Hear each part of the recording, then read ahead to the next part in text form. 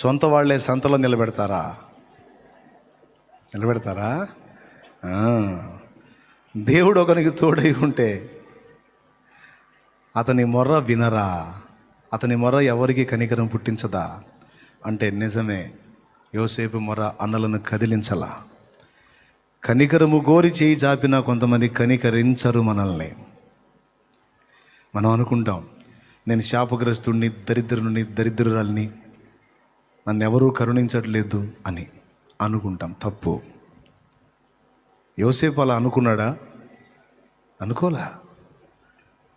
సొంత వారు ద్వేషించిన, అసూయ గురైన, గోతిలో త్రోసిన, సంతలో అమ్మినా కనికరం చూపకపోయినా, 2 మార్లు అమ్మబడిన, చెయ్యని నేరం మీద పడిన, చెరసాల పాలైన,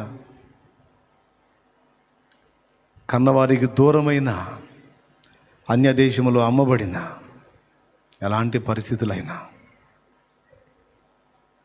ఇవన్నీ దేవుడు తోడై ఉన్న యోసేపుకు సంభవించినాయి. ఎందుకై ఉండొచ్చు? 2. 1, పరీక్ష. నేను ఇవ్వబోతున్న ఆధిక్యతకు తగిన జీవితం, తగిన వ్యక్తిత్వం ఈ వ్యక్తికి ఉందా లేదా?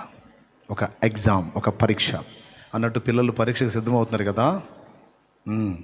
మీరు రాసే పరీక్షలుగా దేవుడు మీకు పెట్టే పరీక్షలను కూడా గుర్తు చేసుకోండి. ఆ పరీక్షలో క్వాలిఫై అయినా కాకపోయినా ఇబ్బంది లేదు, కానీ యేసయ్య మన జీవితంలో అనుమతించే పరీక్షల్లో పక్కా పాస్ అవ్వాలి. మనం పాస్ అవ్వాలి. హేళన చేయబడతామా? ఖచ్చితంగా. అవమానపరచబడతామా? ఖచ్చితంగా. నిందించబడతామా? ఖచ్చితంగా. ఇవన్నీ ఉంటాయి. అయినా గుర్తుపెట్టుకో, ఇవన్నీ నిన్ను పడద్రోసేవి కాదు. దేవుడు నీకు సిద్ధపరిచిన సింహాసనాన్ని నువ్వు ఎక్కటానికి సోపానాలు, మెట్లు. 7 అనుభవాలు, 7 మజిలీలు, 7 మెట్లు, అంతే. ఎక్కితే అక్కడికి చేరాడు. చేరి అమ్ముకున్న వాళ్ళకి ఆయనే దిక్కయ్యాడు, నిందించిన వాళ్ళకి ఆయనే ఏలికయ్యాడు. అన్నం పెట్టిన చేయిని పట్టుకున్నాడు, తిన్నింటి వాసాలు లెక్క పెట్టాడు. అన్నోళ్ళు యోసేపు కరువులో చచ్చేటట్టున్న మాకు ఆహారం ఇయ్యవా అనుకుంటూ వచ్చారు. యోసేపు అనుకుంటా కూడా కాదు, యజమానుడా అనుకుంటా. ఒక వీధిలో పరువు పోయింది, రాజ్యం అంతటిలో ఘనత వచ్చింది.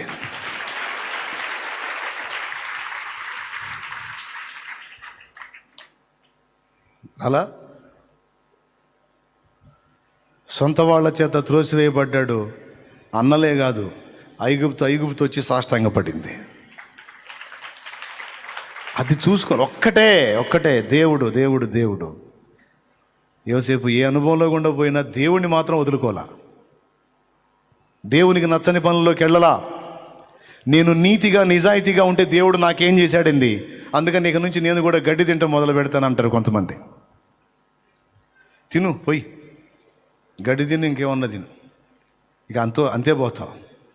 దేవుడు నీకు చేసినా చేయకపోయినా ఆయన కోసం నేనైతే జాగ్రత్తగా ఉండాలి. ఆయనకి ఇష్టం వచ్చినప్పుడు చేస్తాడు. అది యోసేపు మాట. షడ్రకు మేషకు అబేద్నెగోల మాట కూడా అదే. మా దేవుడు మాకు సహాయం చేయగల సమర్థుడు, చేయకపోయినా పర్వాలేదు, మేము మాత్రం ఆయనకి నచ్చని పని చెయ్యం. ఆ తీర్మానం, ఆ నిశ్చయత, దేవునికి నమ్మకంగా ఉండటం అనేటువంటి ఆ మెట్టు వాళ్ళని కిందుంచలా. బబులోను మొత్తంలో ఎత్తిపట్టాడు దేవుడు వాళ్ళని. ఈరోజు నీవు కూడా అది గుర్తిస్తావని కోరుతూ ముగిస్తున్నాను. తలలోంచి కళ్ళు మూయండి. లైవ్ ద్వారా, జూమ్ ద్వారా ఉన్నవారు కూడా తలలో వంచి కళ్ళు మూయండి. ప్రార్థన చేద్దాం. నువ్వు ఏ స్థితిలో గుండా ప్రయాణం చేస్తున్నావో, ఏ వేదనలో నలుగుతున్నావో, ఈరోజు దేవుడు నీతో మాట్లాడుతున్నాడు. నీవు దేవుని నమ్మినట్లయితే, దేవుడు నీకు తోడై ఉన్నాడని గ్రహించినట్లయితే, నీ ముఖంలోంచి కళా విహీనం రానియొద్దు, కళ తగ్గనియొద్దు, సంతోషం పోనీయొద్దు, ఆనందం నీలో నుండి తొలగిపోనీయొద్దు. ప్రత్యేకింపబడిన జీవితంలో ఆనందకరమైన అనుభవం, సంతోషకరమైన ముఖం. ఒక ముఖ్యమైన సంగతి 2 చోట్ల దేవుడు స్పష్టంగా రాయించాడు. తెసలోనికైలకు రాసినటువంటి మొదటి పత్రిక 5వ అధ్యాయము ఎల్లప్పుడూ సంతోషముగా ఉండు అనే మాట ఉంది. 13వ వచనం నుంచి ఒకసారి చూస్తే, ఒకసారి చదువుదాం. తలలో వంచండి, అలానే ప్రార్థనలో ఉండండి. వాక్యం చూడు ఏం చెబుతుంది అక్కడ. తెస్సలోనికలకు రాసినటువంటి మొదటి పత్రిక 5వ అధ్యాయము చూద్దాం. హల్లెలూయా. ఎవడును కీడునకు ప్రతి కీడు ఎవరికైనా చేయకుండా చూచుకున్న 15వ వచనము 5వ లైన్ ఎల్లప్పుడూ సంతోషముగా ఉండు. అద్దుగో సంతోషముగా ఉండు. ఎల్లప్పుడూ అంటే చేదైన అనుభవాలైనా మధురమైన అనుభవాలైనా నేను నీకు తోడై ఉన్నాను కనుక ఇక చేదే లేదు, ఎప్పుడూ సంతోషమే. గలతీ పత్రిక 5వ అధ్యాయము 22వ వచనం. అయితే ఆత్మఫలం ఏమనగా ప్రేమ అనేది మొదటైతే సంతోషము అనేది 2. ఆత్మఫలములో సంతోషము కూడా ఒక ముఖ్య భాగం. ఈరోజు విషాదకరమైన అనుభవాలు నువ్వు ఉన్నా సరే సంతోషాన్ని పోనీయొద్దు. ప్రార్థన, దేవా సంతోషం నా ముఖంలో స్థిరపరచు. కళావిహీనంగా ఉండి వికారినై రోదన స్థితిలో నేను ఎదుటి వాళ్ళని ఏం చేయగలుగుతాను, ఏం ప్రభావితం చేయగలుగుతాను?